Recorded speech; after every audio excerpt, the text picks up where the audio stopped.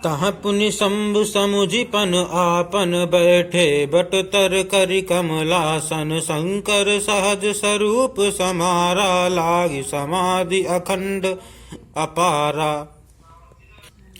अर्थात वहाँ फिर शिवजी अपनी प्रतिज्ञा को याद करके बड़ के पेड़ के नीचे पदासन लगाकर बैठ गए।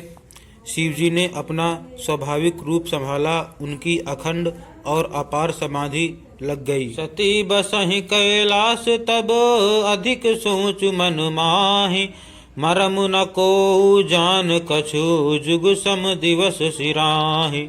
अर्थात तब सती जी कैलाश पर रहने लगी। उनके मन में बड़ा दुख था। इस रहस्य को कोई कुछ भी नहीं जानता था। उनका एक एक दिन युग के समान बीत रहा था। नव सोच सती उर भारा कब जय हूँ दुख सागर पारा मैं जो कीन रघुपति अपमाना पुनिपति बचनु मृषा करि जाना।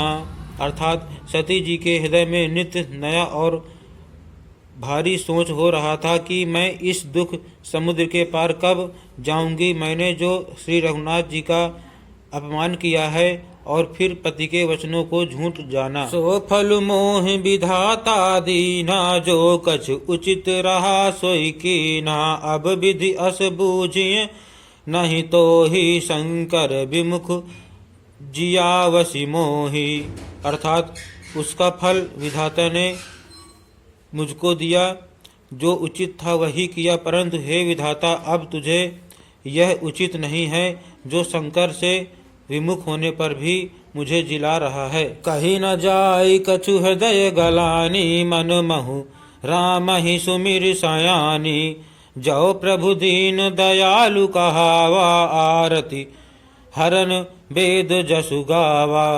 अर्थात सती जी के हृदय की ग्लानि कुछ कहीं नहीं जाती। बुद्धिमती सती जी ने मन में श्री रामचंद्र जी का स्मरण किया और कहा, हे प्रभु यदि आप दीन दयालु कहलाते हैं और वेदों ने आपका यह यश गाया है कि आप दुखों को हरने वाले हैं, तो मैं विनय करऊं कर जोरी छूटो बेगी देह यह मोरी चौ मोरे शिव चरण सनेहु मन क्रम बचन सत्य व्रत एहू। अर्थात तो मैं हाथ जोड़कर विनती करती हूँ कि मेरी यह देह जल्दी छूट जाए। यदि मेरा शिव जी के चरणों में प्रेम है और मेरा यह प्रेम का व्रत मन वचन और कर्म आचरण से सत्य है, तो सब दर्शी सुने प्रभु करऊं सुबेगी उपाय होई मरनु जहि बिनहि श्रम दुसह विपत्ति बिहाई। अर्थात तो हे सर्वदर्शी प्रभु सुनिए और शीघ्र वह उपाय कीजिए जिससे मेरा मरण हो और बिना ही परिश्रम यह पति परित्याग रूपी असहा विपत्ति दूर हो जाए। एहि विधि दुखित प्रजेश कुमारी अकथनीय दारुण दुख भारी बीते संबत सहस सतासी तजी समाधि शंभु अविनाशी। अर्थात दक्ष सुता सती जी इस प्रकार बहुत दुखित थी। उनको इतना दारुण दुख था कि जिसका वर्णन नहीं किया जा सकता। 87,000 वर्ष बीत जाने पर अविनाशी शिव जी ने समाधि खोली। राम नाम शिव सुमिरन लागे जाने सती जगत पति जागे जाई शंभु पद बंधनु कीनासन मुख शंकर आसन दीना।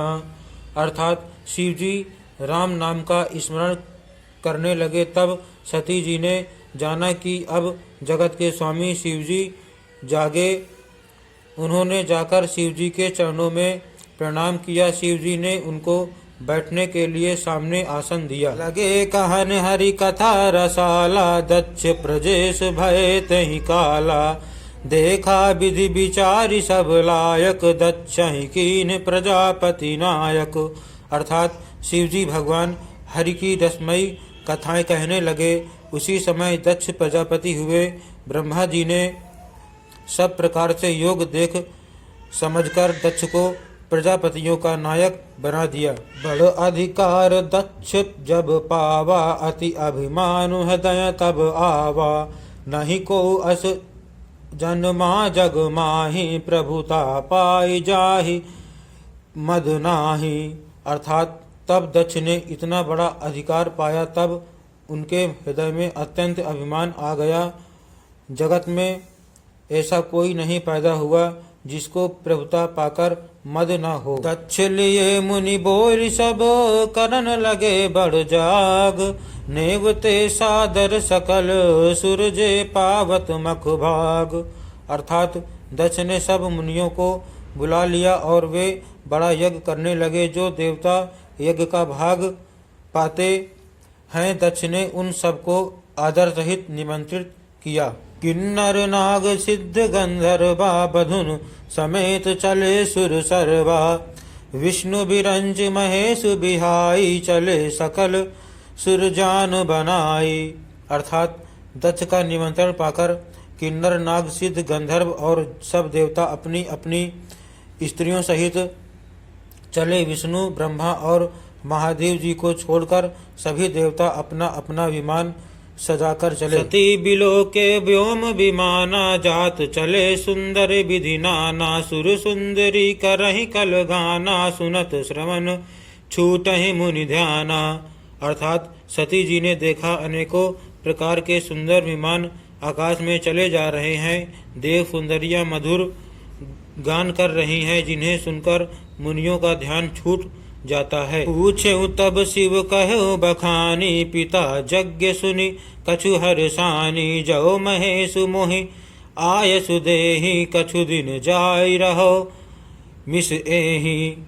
अर्थात सती जी ने विमानों में देवताओं के जाने का कारण पूछा। तब शिव जी ने सब बातें बतलाई। पिता के यज्ञ की बात सुनकर सती कुछ प्रसन्न हुई और सोचने लगी कि यदि महादेव जी मुझे आज्ञा दे तो इसी बहाने कुछ दिन पिता के घर जाकर रहूं। पति परित्याग हृदय दुख भारी, कहै न निज अपराध विचारी। बोली सती मनोहर बानी, भय संकोच प्रेम रस सानी।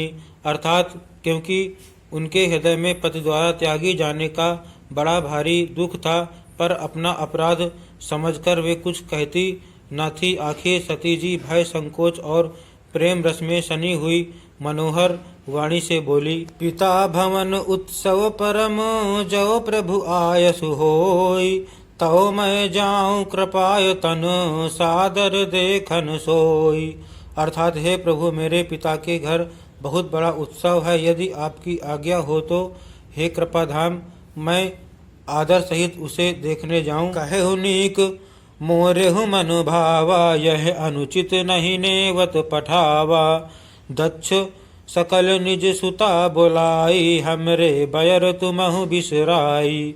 अर्थात शिव जी ने कहा, तुमने बात तो अच्छी कही, यह मेरे मन को भी पसंद आई, पर उन्होंने न्योता नहीं भेजा, यह अनुचित है। दक्ष ने अपनी सब लड़कियों को बुलाया है, किंतु हमारे वैर के कारण उन्होंने तुमको भी भुला दिया।